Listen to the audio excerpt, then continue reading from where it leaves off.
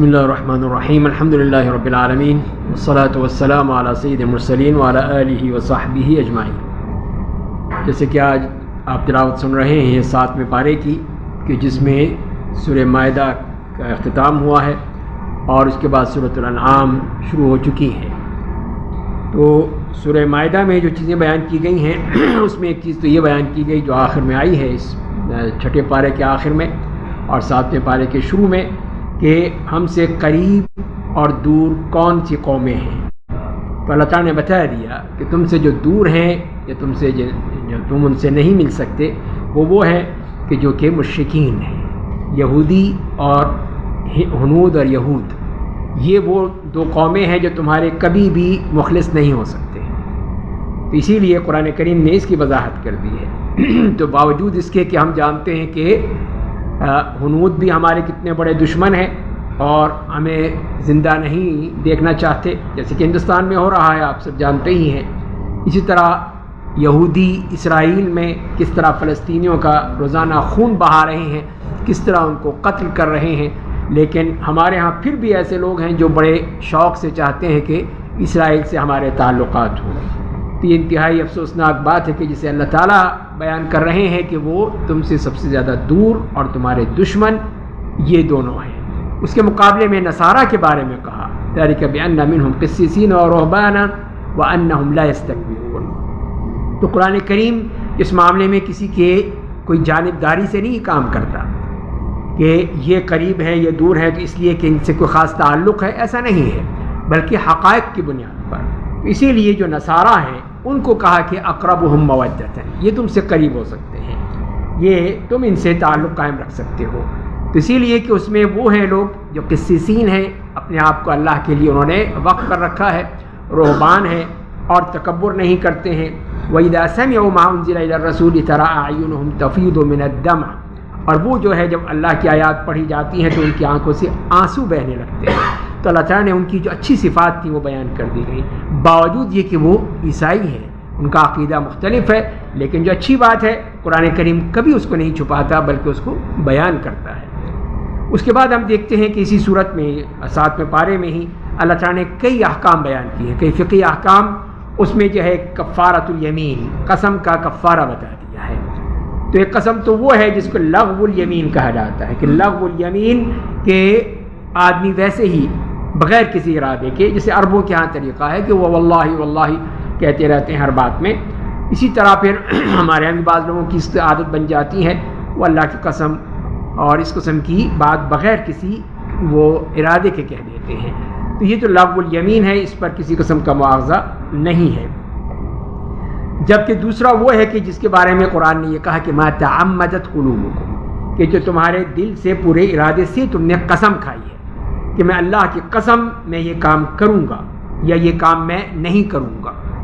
تو اگر اس نے اس کے مطابق کر لیا تو اس میں کوئی مسئلہ نہیں ہے، لیکن اگر اس کی مخالفت کی تو پھر اس کا کفارہ دینا ہوگا، اس لیے کہ اللہ کا نام لیا ہے آپ نے، اللہ کا نام، اس کے اسماء، اس کی صفات میں سے کوئی اسم یا اس کی صفت لی ہے اور اس کو پھر آپ نے گواہ بنا کے قسم کھائی ہے۔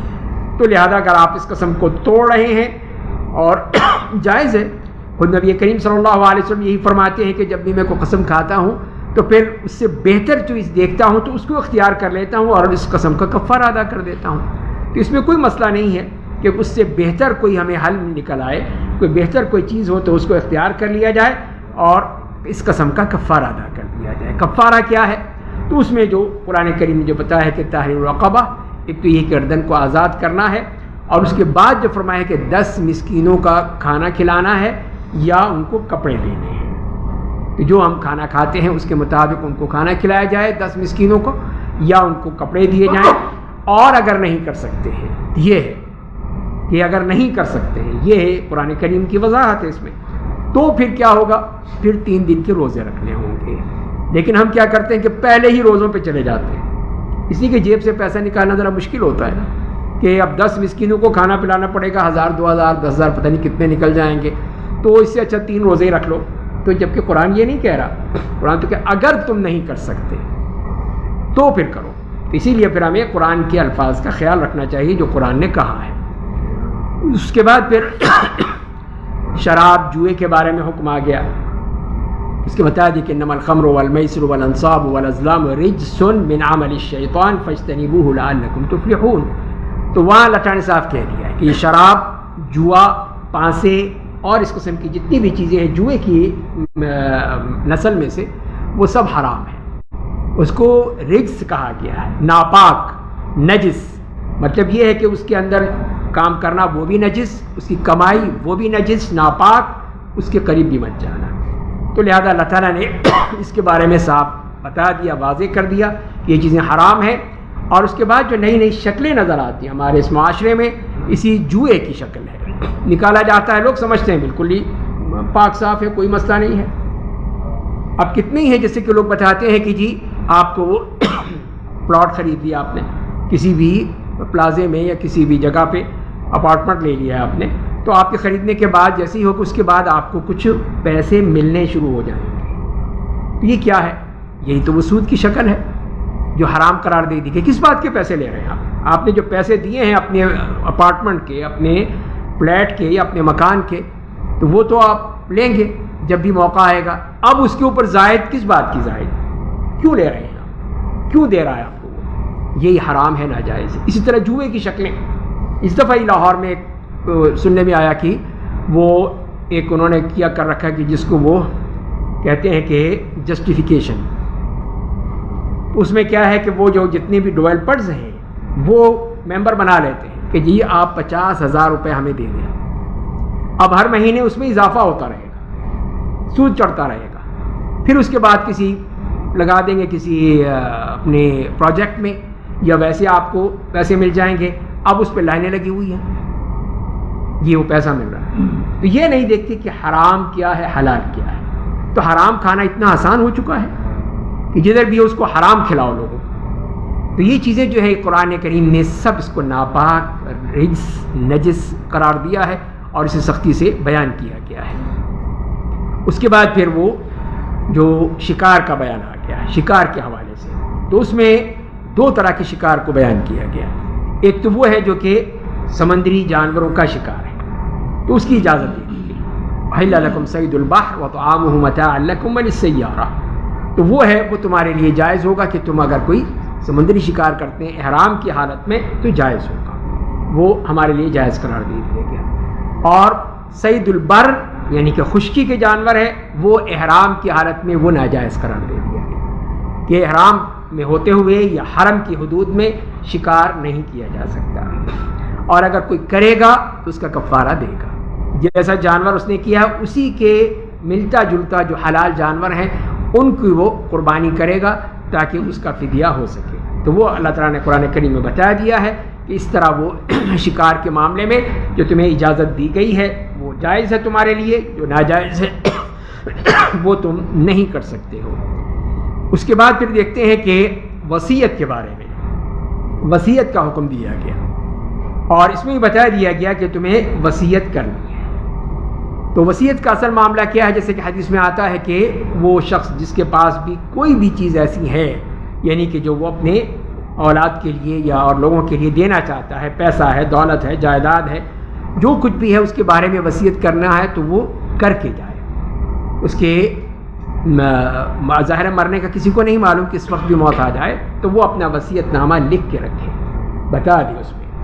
اور پھر وصیت کی جو احکام آتے ہیں اس میں یہ ہے کہ پھر وصیت اولاد کے لیے نہیں ہوگی مال کی صورت میں. یہ نہیں کہے گا کہ میرے فلاں بیٹے کو اتنا دے دینا، فلاں بیٹی کو اتنا دے دینا، فلاں بھائی کو فلاں، نہیں کر سکتے. اس لیے کہ یہ وہ لوگ ہیں جن کا فیصلہ اللہ تعالیٰ نے خود کر دیا ہے، خود بتا دیا. ہمیں جو پڑھ چکے ہیں سورہ نساء کی آیت نمبر 11 اور 12 میں، وہاں پہ تفصیل سے اللہ تعالیٰ نے بتا دیا ہے. خواتین ہوں مرد ہوں سب کے احکام بتا دیے گئے ہیں. لہذا کسی کو کوئی حق حاصل نہیں ہے کہ وہ یہ فیصلہ کرتا پھرے کہ نہیں میں فلاں کو اتنا دے دو، فلاں کو اتنا دے دو. نہیں. اب اگر وصیت کرنی ہے تو غیر وارث کے لیے ہو سکتی ہے. جسے اس میں مشہور وہ آتا ہے کہ اگر کوئی یتیم پوتے ہیں، بیٹا انتقال کر گیا، اب دادا کی وراثت میں ان کا حصہ ہے یا نہیں ہے، تو اگر اس کے اور بھی اولاد موجود ہے دادا کی تو ان پوتوں کو نہیں ملے گا کچھ. اب یہاں پہ ایک جذباتی فیصلہ آ جاتا ہے، جذباتی معاملہ کہ پوتوں کو، یتیم پوتے ہیں ان کو نہیں دے رہا اسلام. یہ ظاہر ہے کہ اسلام کے قوانین ہیں، قواعد ہیں کہ جو اوپر کی جو جنریشن موجود ہے تو اس سے لوئر جو ہے اس کو نہیں ملے گا. جیسے کہ ماں کو مل گیا تو نانی یا دادی کو نہیں ملے گا، تو جو اوپر ہے اس کے. تو یہی چیز جو ہے وہ یہاں پر آتا ہے اصول. تو اس صورت میں پھر دادا جو ہے وہ اپنے 1/3 میں سے 1/3 صرف 1/3 میں سے وصیت کر سکتا ہے. تو یہاں یہ وصیت آ گئی، اس کا فائدہ ہو گیا کہ اپنے ان بچوں کو، اپنے ان پوتے پوتیوں کو وہ دادا اس میں وصیت کر سکتا ہے کہ انہیں اس میں سے دے دیا جائے.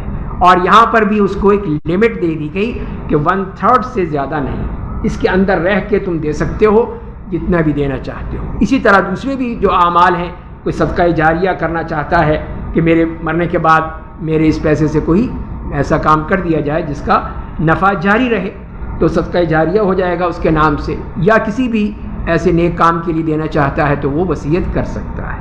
تو یہ ہے وہ وصیت کا معاملہ. یہاں پہ قرآن کریم نے خاص طور پہ اس صورت میں جب کہ آدمی کو موت آ جائے کہیں باہر جہاں اپنے گھر پہ نہیں ہے وہ، تو پھر کیا کرے؟ تو فرمائیں کہ 2 وہاں پہ گواہوں کے سامنے وہ وصیت کرے. اور اگر مسلمان ہیں تو اچھا ہے کہ ان کے سامنے وصیت کر جائے. اور اگر مسلمان نہیں ہیں وہاں پہ، ایسی جگہ ہے جو غیر مسلم ہے وہاں پہ، تو ان کے بھی 2 آدمی لے کر ان کو وصیت کی جا سکتی ہے. تو وہ قرآن کریم نے اس کی وضاحت کی ہے، اس کے بارے میں بتایا ہے. چاہے وہ گواہ وہ مسلمان ہو تو بہتر ہے، نہیں ہے تو غیر مسلم گواہ بھی ہو سکتے ہیں اس وصیت پر جو کہ قرآن کریم نے بیان کر دی ہے. اور اس کے بعد پھر عیسیٰ علیہ السلام کا ذکر آیا، ان کا ذکر کیا خاص طور پہ اس آخر میں اس سورت کے، سورہ مائدہ کے. تو وہاں پر ایک تو وہ آتا ہے کہ جب ان کے حواریین نے کہا کہ انزل علینا مائدۃ من السماء تکون لنا عیدا لاولنا وآخرنا وآیۃ منک، کہ عیسیٰ آپ اللہ سے دعا کیجئے کہ ہمارے لیے ایک دسترخوان آ جائے، کھانا آ جائے تیار، بالکل پکا پکایا، وہ کھانا آ جائے تو وہ ہم کھائیں، اور اللہ کی آپ کی طرف سے ایک نشانی بھی ہو جائے گی، معجزہ بھی ہو جائے گا. اور پھر یہ تو اللہ تعالیٰ نے کہہ دیا کہ ٹھیک ہے انی منزلها علیکم، میں اتار دوں گا. لیکن یہ یاد رکھنا ومن یکفر بعد ذلک منکم، تو پھر میں نہیں چھوڑوں گا جس نے اگر کفر کیا اس کے بعد بھی پھر وہ اسی اپنی مستیوں میں لگا رہا تو میں اس کو نہیں چھوڑوں گا. فأعذبه عذابا لا أعذبه أحدا من العالمين، کسی کو میں نے ایسا عذاب نہیں دیا کہ جو میں ان کو عذاب دوں گا جو کہ اس طرح میری نعمت کو ٹھکرا دیتے ہیں. یہ ہے اصل سبب کہ اللہ نے ایک نعمت دے رہے ہیں، اور وہ اس سے مائدہ کی صورت میں، کھانے پینے کی صورت میں، اور ہم کہیں کہ ٹھیک ہے آؤ لے آؤ. جسے من و سلوہ کیا اللہ تعالیٰ نے اتارا بنی اسرائیل کو، لیکن وہ کہنے لگے نہیں یہ ایک ہی مینیو چلتا رہے گا، یہ تو نہیں چلتا، ہم نہیں کھا سکتے. روزانہ ہی ایک ہی مینیو آ رہا ہے، بدل کے ہونا چاہیے، کبھی دال ہو، کبھی سبزی ہو، کئی چٹخارے ہوں. ہم جیسے تھے وہ بھی، جیسے ہم بڑے چٹخارے سے کھاتے ہیں، خاص طور پہ رمضان میں کئی ڈشز ہوتی ہیں تب ہمارا پیٹ بھرتا ہے. تو وہ بھی اسی طرح بنی اسرائیل والے وہ تھک گیا کھا کے کہ وہی دال روٹی آ رہی ہے، وہی سلوا بٹیر ہے، اور وہ من ہے وہ جو کہ آ کے ان کے پودوں پہ آ کے جم جاتی تھی، وہ کھا لیتے تھے اس کو اتار کے. اب یہ نہیں دیکھ رہے کہ بغیر کسی پریشانی کے، بغیر کسی خرچے کے، جو اللہ کی طرف سے آ رہی ہے. لیکن نہیں مانے اللہ کہ ٹھیک ہے جاؤ پھر کھاؤ، پھر جو بھی کھانا ہے کھاؤ تم، لیکن یہ نہیں ملے گی. اور یہاں پر بھی جو انہوں نے کہا عیسیٰ علیہ السلام سے بھی، تو اللہ تعالیٰ نے صاف کہہ دیا کہ میں اتار تو دوں گا، میرے لیے کوئی مشکل نہیں ہے، لیکن دیکھو تم نے جو کرنا ہے وہ پھر دیکھو کیا کرو گے تم. تو یہ مکالمہ بھی بتا دیا گیا اس صورت میں. اور بعض مفسرین کا کہا کہ وہ مائدہ اترا تھا، بعض نے کہا کہ نہیں اترا تھا. بہرحال اللہ تعالیٰ بہتر جانتا ہے. اس کے بعد پھر اللہ تعالیٰ نے عیسیٰ علیہ السلام کے حوالے سے ایک اور مکالمہ بیان کیا، اور اس میں بھی یہی کہا کہ عیسیٰ علیہ السلام کہ آپ نے کہا تھا انت قلت للناس اتخذونی و امی الہین من دون اللہ، کہ مجھے اور میری ماں کو معبود بنا لو، خدا بنا لو، کیا تم نے کہا تھا؟ تو عیسیٰ علیہ السلام نے کہا کہ نہیں، میں نے تو نہیں کہا تھا، جب تک میں تھا تو آپ میں نے کبھی نہیں کہا. فلما توفیتنی کنت انت الرقیب علیہ، جب میں نے جو اٹھا لیا تو اللہ تو پھر تھا، تو جانتا ہے کہ کیا ہوا تھا، کیا ان کو میں نے کہا تھا یا نہیں کہا تھا. تو اللہ تعالیٰ نے ایک طرح سے ان پر اتمام حجت کر دی عیسائیوں پر کہ دیکھ لو عیسیٰ علیہ السلام کیا کہہ رہے ہیں کہ میں نے ایسی بات نہیں کی کہ مجھے اور میری ماں کو خدا بنا لینا. یہ میں نے نہیں کہا تھا، نہ عیسیٰ علیہ السلام نے کہا، نہ اللہ نے کہا، یہ سب ان کی اپنی بناوٹی باتیں ہیں جو انہوں نے کی ہیں۔ اس طرح اس مکالمے بہترین انداز میں جو اللہ تعالیٰ نے بیان کیا ہے وہ اس میں آ گیا ہے وہ آیات کہ جس کو پڑھ کر معلوم ہوتا ہے کہ کس طرح کی وہ اللہ تعالیٰ نے بتا دیا۔ عیسیٰ علیہ السلام نے صاف کہہ دیا کہ یہ صاف کہہ دیا کہ یہ تو تیرے ہی تو بندے ہیں۔ اس طرح دیکھیں کتنے خوبصورت الفاظ میں کہ اللہ یہ تیرے بندے ہیں اور تو ان کے بارے میں بہتر جانتا ہے، میں تو کچھ نہیں کر سکتا۔ تو جو کچھ کرے گا ان تعذبہم فإنہم عبادک، اگر تو عذاب دے تو تیرے بندے ہیں۔ کس طرح ایک جذباتی انداز میں انہوں نے کہہ دیا کہ اگر تو عذاب بھی دے گا تو تیرے بندے ہیں۔ حضرت نوح علیہ السلام نے تو بڑے سخت لحاظ سے کہہ دیا کہ اللہ ان کو ہلاک کر دے، ختم کر دے، برباد کر دے، تباہ کر دے۔ اپنا اپنا مزاج ہوتا ہے۔ تو حضرت نوح علیہ السلام نے اتنی سختی سے کہا کہ حضرت عیسیٰ علیہ السلام نے کتنی بہترین انداز میں کہا ان تعذبہم فإنہم عبادک وإن تغفر لہم فإنک انت الغفور الرحیم۔ دونوں ہیں تیرے پاس ہیں، تو معاف کر دے تیرے بندے، عذاب دے دے تیرے بندے، تو لہذا اے اللہ تو فیصلہ کر۔ یہ کتنی محبت بھری بات کہہ دی۔ تو یہ عیسیٰ علیہ السلام کا ذکر کر دیا اللہ تعالیٰ سے بھی۔ اس کے بعد پھر آتی ہے سورۃ الانعام۔ اس صورت میں بھی دیکھتے ہیں کہ توحید ہے، بعد الموت کے معاملات ہیں، نبوت کے معاملے ہیں، اور پھر اس کا جو خاتمہ بھی ہوتا ہے بالکل اس کے جو مقدمہ ہے اور خاتمہ ہے دونوں ایک ہی طرح سے نظر آتے ہیں۔ مقدمے میں بھی اللہ تعالیٰ کی حمد و ثنا کے بعد، اسماء حسنہ کے بعد، اس کی قدرت بیان کرنے کے بعد الگ موضوع شروع ہوا ہے، اور آخر میں بھی یہی فرمایا گیا کہ آپ کہہ دیے قل ان صلاتی و نسکی و محیای و مماتی للہ رب العالمین، کہ جینا مرنا، نماز، قربانی، سب کچھ اے اللہ تیرے لیے ہے، للہ رب العالمین۔ تو یہی بتانے کے لیے کہ ہماری پوری زندگی شروع سے لے کے آخر تک اللہ کے لیے ہے، اس میں کوئی دوغلی پالیسی نہیں ہے۔ یہ چیزیں تو ہیں اللہ کے لیے، یہ ہے ہماری دنیا کے لیے نہیں، سب کچھ اللہ کے لیے۔ ان صلاتی و نسکی و محیای و مماتی، جینا مرنا سب کچھ اللہ کے لیے ہے۔ تو یہ اگر جذبہ پیدا ہو جائے، یہ اگر عقیدہ پیدا ہو جائے تو انسان کی زندگی سدھر جائے۔ لیکن جب وہ اپنی زندگی کو خانوں میں تقسیم کر دیتا ہے کہ یہ اتنا اس کے لیے، اتنا اس کے لیے، اتنا اس کے لیے، تو پھر وہ یہ بات تو نہیں ہو سکتی کہ محیای و مماتی للہ رب العالمین لا شریک لہ وبذلک امرت وانا اول المسلمین۔ اور پھر اللہ تعالیٰ نے صاحب کہہ دیے قل اغیر اللہ ابغی ربا وہو رب کل شیء، یہ کیسے ہو سکتا ہے کہ اللہ کو چھوڑ کر کسی اور کو اپنا رب مان لوں، کسی کو میں اپنا پروردگار مان لوں؟ یہ ہو نہیں سکتا، اس لیے کہ اور کوئی نہیں دے سکتا، کوئی کچھ نہیں کر سکتا، اگر کرے گا تو اللہ ہی کرے گا، وہی دے گا۔ ولا تکسب کل نفس الا علیہا، اور جو بھی نفس جو بھی کام کرتا ہے اس کا اسی پر ہی آتا ہے، اس کو ہی بھگتنا پڑتا ہے، اچھا ہے برا ہے سب کچھ اس نے بھگتنا ہے، کوئی اور نہیں بھگتے گا، کوئی اور نہیں کہے گا نہیں جی جاؤ جی پیر صاحب جو ہیں سب کچھ چک لیں گے، سب کچھ وہ کر لیں گے، بس چلو جی ان کی مونچھل پکڑ کے پیچھے پیچھے چلے جاؤ، سیدھے جنت میں پہنچ جاؤ۔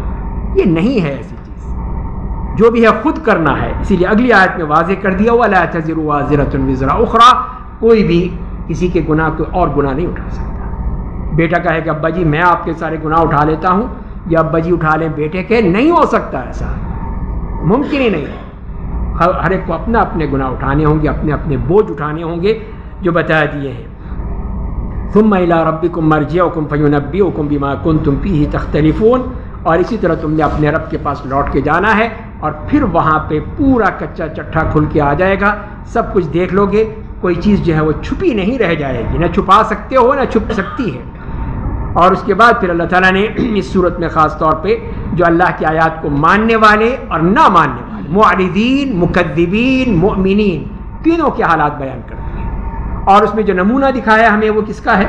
حضرت ابراہیم علیہ السلام کا بہترین نمونہ بتا دیا ہے کہ وہ جن نے اپنے ایمان کی کیفیت بیان کی، ستارے کو دیکھا تو کہا کہ یہ میرا رب ہو سکتا ہے، وہ بھی ڈوب گیا، کہا یہ تو نہیں ہو سکتا۔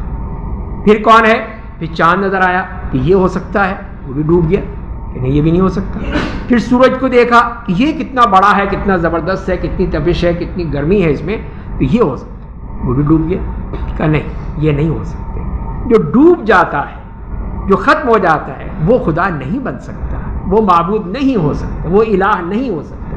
الہ وہ ہے جو کہ ڈوبتا نہیں ہے, جس کو نہ اونگ آتی ہے نہ نیند آتی ہے, ہر قسم کے عیب سے بالکل پاک ہے, وہ ہے میرا رب. اور اس طرح اپنے رب کو پہچان کے اور اس پر ایمان لے آئے. انی وجہت وجہ الذی فطر السماوات والارض حنیفا وما انا من المشرکین. اور اس طرح حضرت ابراہیم علیہ السلام نے اپنے عقیدے کا اعلان کر دیا, بتا دیا کہ یہ ہے وہ عقیدہ کہ جس کے ذریعے سے تم کامیاب ہو سکتے ہو. اللہ تعالی ہمیں بھی اسی عقیدے پر مرنے کی ہمیں توفیق عطا فرمائے اور اسی پہ ہی ہمارا خاتمہ ہو. وآخر دعوانا الحمدللہ.